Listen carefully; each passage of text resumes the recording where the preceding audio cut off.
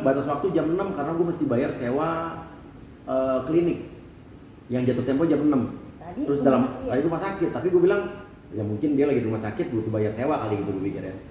Gue cuekin tuh setengah 5, 10 menit sekali, 5 menit sekali dulu, sampai akhirnya setengah 6 udah mepet nih. Gue nanya mobilnya bekas banjir, bekas nabrak nggak? Gue mulai kasihan nih. Enggak, dijamin 10.000% atau 1.000%, dan itu adalah kata-kata yang sama semua ke orang-orang yang dia tipu. 100.000%, 10.000% pasti ada. Entah tas, entah ada alat kecantikan, ada dia banyak modusnya barang. Jadi dia pintar sih, dia memprofiling targetnya itu sesuai dengan hobinya. Punya mobil, tawarin mobil. Dokter-dokter kecantikan kena alat-alat kecantikan. Orang-orang yang suka tas. Nanti ada lagi ternyata korban-korban berikutnya yang soal travel masa lalunya nih, ada nih. Perjalanan umroh banyak nih. Nah, intinya menit-menit menjelang pukul 6 sore itu dia terus ngejar gua. Akhirnya gua bilang, bener nggak ada bekas tabrak, bekas banjir ya?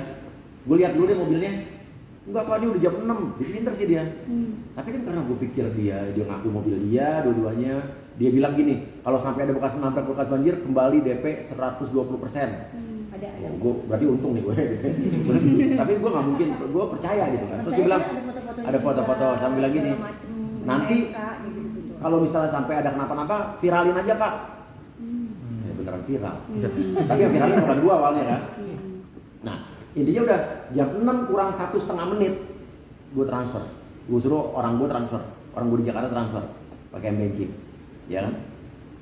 Pakai banking gue yang pegang asisten gue ya. Oke, nanti alat yang sama ditawarin sama dokter lain 80 juta. Jadi semua suruh bayar. Orang pasti tergiur dong, alat murah aja kan.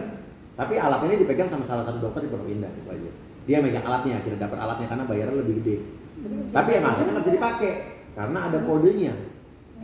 Kodenya, pinnya itu kalau dimasukin dia akan kelok karena ternyata alat itu belum lunas sama tokonya, ngeling. Jadi dia bayar barang yang masih belum lunas. Itu juga kejahatan. Pemalsuan tadi juga itu kalau nggak salah 262 atau berapa. Ini penipuan banyak banget. Pasalnya banyak banget.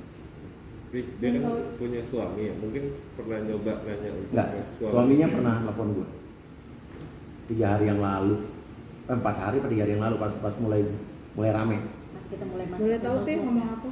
Dia cuma cerita ada apa, gue ceritain dan gue ngomong begini,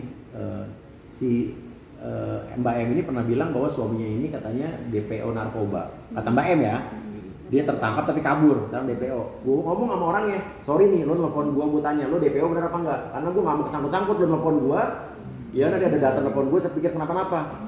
Dia cuma bilang, soalnya gue ada video juga, CCTV dikasih sama istri lo nih, lo kaburnya lagi naik ojek. Padahal gak kabur, jalan biasa. Terus, Kak, Mas dibilang kalau gue DPO, kan gue udah ditangkap. Oh iya juga sih. Dan gue dapat informasi dia ada di Pejaten kok, handphonenya nyala. Nah tapi kemarin dia nelfon gue lagi bilang bahwa udahlah kasihan si istri gue ini dia lagi sakit, dia bisa destruktif, bisa kalau depresi bisa bahaya. Terus gue bilang, lu gimana sih kemarin lu kan lu difitnah selingkuh dan segala macam, mukulin dia. Gue tanya juga, lu mukulin dia? Enggak, gue cuma cek mulut, terus dia yang nyiksa diri sendiri. Ya kan, tapi abis itu kemarin tiba-tiba dia hubungin gue buat kayak seolah-olah udahlah gitu. Tapi gue bingung nih, sekarang jadi pertanyaan besar buat gue, kenapa ya gitu. Karena di hari yang sama dia nelfon juga dokter ini dan nelfon Dennis juga segala macam, melakukan hal yang sama, kayak meredam. Kasihan banget dong nih, suami udah difitnah di itu tapi dia masih tapi jadi pertanyaan besar, kenapa ya gitu. Karena kan kakak-kakaknya suaminya kan teman gue. Ini selalu Duit gue, gitu kan. Dia udah bayar Dennis tuh. Gue lupa lagi bilang Dennis.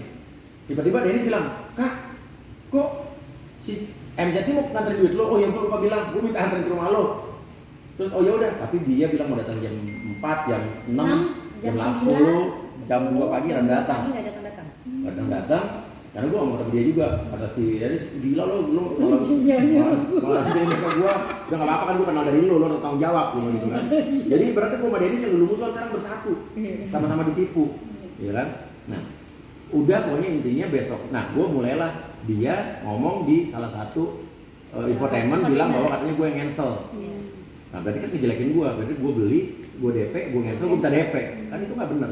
Akhirnya gue terpaksa lah ngomong di sosial media ceritain kronologis sih, tapi gue nggak nyebut nama dia juga. Dia bilang awas ya, ini adalah pengancaman, ini adalah UIT, gue bikin apa namanya SPKT. Oh udah, gue nggak percaya. Gue transfer asal lo take down. Gue cuma bilang gue nggak percaya lagi sama lo. Dia ngasih lagi UIT segala macam, udah gue nggak balas sekarang. Dia panik setelah gue, padahal gue nggak nyebut nama dia juga. Terus dia udah mulai menjolimi, bilang dijolimi. Kakak ingat umur, kakak punya anak cewek. Kak, tolonglah bercermin, Kak. Bercermin sama sikap kita. Sendiri?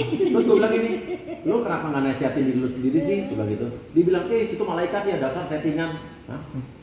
Nggak nyambung. Oh jadi oke, dengan itu gue menyatakan bahwa gue nggak mau balas apa namanya WhatsApp dia lagi. Gue bayar. Gue cuma bilang lu tinggal bayar sesama sih. Berarti sempat diancam untuk dilaporkan juga. Iya, tapi gue udah bilang gue nggak takut lah. Karena ibaratnya yang gue lakukan benar, gue nggak nyebut nama dia juga dan masih bagus loh, gue sopan banget. Gue mau transfer sekarang, nanti bilang mau transfer kakaknya, mau transfer cowoknya, mau transfer cowoknya, sebentar bilang cowoknya anggota dewan, sebentar cowoknya bilang pengusaha. Terus habis itu nanti dia lagi transfer lagi orang keuangan nih, sampai akhirnya dia bilang nih udah gue transfer, dilebihin 110 juta. Gue bilang nggak perlu lo transfer 110 juta, 100 juta aja cukup. Karena RTGS ya. bukti transfer. Terus gue bilang, si Dennis juga telepon, Kak gue dibayar, dia kesenangan si gue tuh. Udah cek belum masuk? Iya belum masuk kata Dennis, karena itu RTGS 2-3 jam. Ini RTGS, lo tuh dibayar 50 juta, RTGS itu di atas 100 juta. Lo goblok lo, coba lihat mana bukti transfernya. Lihat, bukti referensi ini sama, nomor referensi sama, tanggal detiknya sama. Ini editan. Anjing udah iya. Tapi gue ketawa, anakku si Cinta ketawa. Terus Cinta lagi nih, udah aku bilang, soalnya Cinta bilang waktu gue mau transfer, dia kan denger tuh omongannya, jangan transfer pak, kan papa belum lihat mobilnya. Terus siapa sih orangnya, gue tunjukin orangnya ini. Ini orang kayaknya nggak bener deh feeling aku. Ya aku juga udah ngomong begitu. Cinta bener tuh, dan Cinta ketawain gue, tuh ben papa kejebak, biasanya pinter papa, iya gue ini dia lebih pintar nipu tapi. Jadinya gue bilang lo edit ya, enggak ngedit. Terus dengan begonya, mana editannya? Dikasih bukti transfer gue sama si Dennis. Atas bawah. Gue langsung ngulung miliar. Dia nipunya goblok. Iya kan? Mungkin karena udah nggak bisa berpikir Udah, panjang, iya. bingung. Nah akhirnya intinya dulu gue balikin, nanti orang dia nyalain orang finance gue nih yang ngelakuin nih. Oh berarti orang finance lo nipu dong? Oh ya nggak ada, kak gue pasang badan deh. Ya udah aneh-aneh dia nyalain orang finance. Habis itu intinya dia jadi transfer enggak. Jadi ciri-ciri penipu yang model begini adalah dia menjanjikan kita dengan tenangnya, kak akan ditransfer sekarang. Ternyata sama ini. Nanti pacar gua akan ke ATM. Emang pacar lu nggak ada uang cash? Pacar gua mafia, dia bilang. Tadi anggota dewan, terus pengusaha, terus sekarang mafia. Jadi nggak pakai ATM. Sekarang nggak pakai ATM, semua aman. Ada sih orang nggak pakai ATM sekarang di dunia ini kan? Nah, intinya adalah itu. Terus nanti ada uang cash, udah deh intinya gue nggak mau berbelit. Gue nggak mau dicicil ya bayar. Tiba-tiba malam-malam dia transfer gue 10 juta. Itu bukan permintaan gue juga nggak mau. Gue maunya full. Ya, intinya dia transfer gue 10 juta. Terus berapa jam kemudian Astrid di DM, kak aku desainer dari Bandung gini-gini. Karena Denny sudah mulai berkoar-koar nih. Kak Astrid ditipu juga ya, gitu kan. Asik ditipu juga ya. Aku tadi malam barusan dipinjemin duit 10 juta. Dia bilang tuh pinjem 100 juta. 100 juta, buat apa lah? Ya gue kena tipu tapi semua belajar, ya kan? Nah intinya adalah dia alasannya 500 juta. Wah gila. Gue udah tahu kalau 500 juta pasti ini duit nggak akan lebih lama lagi. Kenapa 500 juta? Iya karena BPKB-nya di Jakarta. Kemarin bilang ada supir loh mau di kantor Brimob ada di Bandung, katanya beda-beda nih. Terus dia bilang, 200 juta deh, gitu. Turun 200 juta. Ya udah 50 juta, kenapa 50 juta? Karena si Ruda ini udah keburu DP mobilnya, dia mau ngambil mobil gua.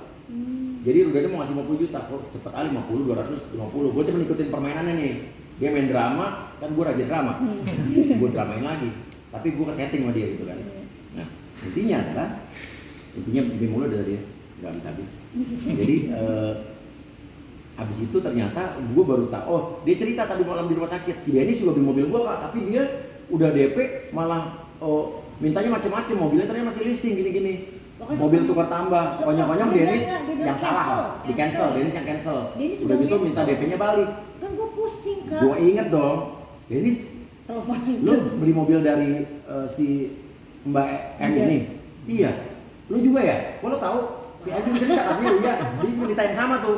Tapi dia jelekin Dennis ke gua gitu kan. Loh, terus lu bayar berapa? Gocap. Iya, misalnya mobilnya udah berapa hari, Dennis udah berapa hari tata. Terus Baru dia datang. bilang si Mbak Em ini bang pokoknya pusing karena leasingnya masih 31, dia nggak tahu gitu. Nah pokoknya intinya gitulah, intinya adalah loh kita baru sadar nih kita ditipu, berarti terus lo kan gue udah lagi nagih dia gocapnya, wah kunyuk nih, berarti dia minta gue transfer gocap lagi buat bayar si Dennis. Jadi Dennis tuh bisa jadi dibayar kan, Dennis tuh dibayar nih pakai duit gua, ya kan? Jadi jadi lubang tutup lubang nih si kampret ini, ya kan? Nah intinya lagi, ya, pokoknya dia udah sama-sama ditipu, akhirnya gua ngomong, gua rekam semuanya. Ada rekamannya. Gua tahu nih. Komplit. Lo mobil itu mobil bukan mobil lo kan, jujur itu mobilnya sini. Dia langsung iya kak gitu. Dia ngaku dia karena udah terdesak. Gue ngomongnya juga nggak marah-marah, cuman tegas. Iya kan, kenapa lo masih bohongin gue? Kalau dari tadi lo bilang butuh duit segala macam, bilang aja. Iya kan, jangan sampai nipu-nipu orang. Lo bikin gue susah, bikin acara keluarga gue jadi berantakan. Iya kak, udah gampang gue refund aja. Sorry, I'm so sorry, gini-gini, I feel so bad. Pakai bahasa Inggrisnya, mau dicek bagus. Oh soalnya copy paste kali. Iya, atau dia Google Translate. Tapi kalau dia lagi ngomong live nggak ada bahasa Inggrisnya, ya kan? Terus abis itu dia mungkin ngerti kali gue bahasa Inggris gue kacau, jadi dia mau ngeledek gue kali mungkin. Jadi ada intinya adalah terus dia mau refund. Ya udah mana? Macam Iya, terus betul. iya, gua tanya mobilnya mana, nggak datang sejam lebih nggak datang, malah ada tim manajemen rumah sakit mau foto ya, gue disuruh berdiri, pura-pura dari manajemennya kayak nengok, gue nengok itu gue endorse nih, gitu kan, tapi gue jadi yang jadi model endorse ya tadi ya, terus Ya nggak apa-apa lah. nggak apa-apa. Itu nggak apa-apa. Akhirnya udah pokoknya intinya mobilnya nggak ada, akhirnya udah sejam lebih, kak ada mobil di bawah, tapi yang bawain orang showroom, loh kok orang showroom? Iya mobil gue dititipin di showroom, titip jual. Nanti kau ya nggak usah nanya apa-apa sama supir yang bawain itu, langsung aja udah lihat aja, gitu. Jangan bilang harga, jangan bilang apa ya, gue curiga nih. Nggak enak gua sama orang Iya. showroomnya katanya. Terus dia tapi ngetik sampai bawah, gue ketemu ada orang showroom, gue kayak pernah kenal nih, ya kan? Tapi dia juga kenal sama gue, tapi nggak enak ngomong, tapi dia kaget lihat gue. Ternyata bukan mobil si cewek ini.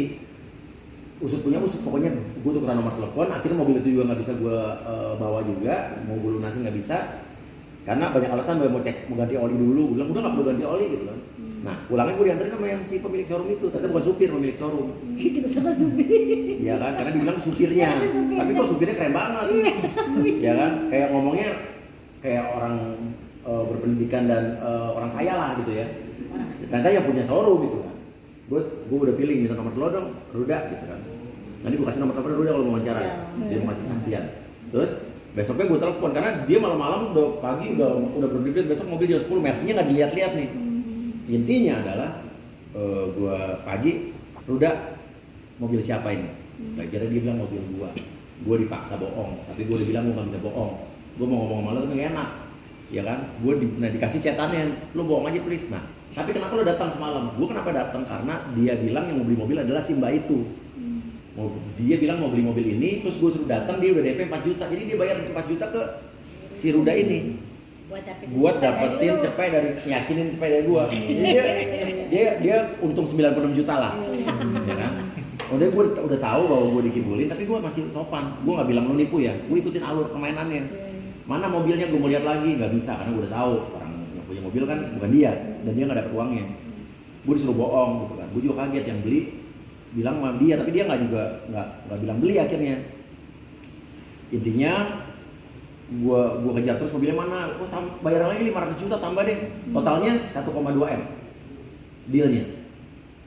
Nah awalnya dia bilang 1,2 miliar 270, gue tawar 1,2 deh langsung dikasih. Artinya nih pelajaran buat kalian semua, kalau kita mendapatkan atau ditawarin barang dengan gampangnya ditawar, dengan murah di luar logika, itu udah pasti 99% ditipu. Udah pasti kan kasus penipuan, capturean palsu apa gimana gue nggak tahu. Ada duit 1,8 M dan capturean itu juga adalah bukti capturean yang sama di setelah gue pernah ada ketemu dokter ini sama dikasih capturean sama. Nah, gue udah mulai curiga.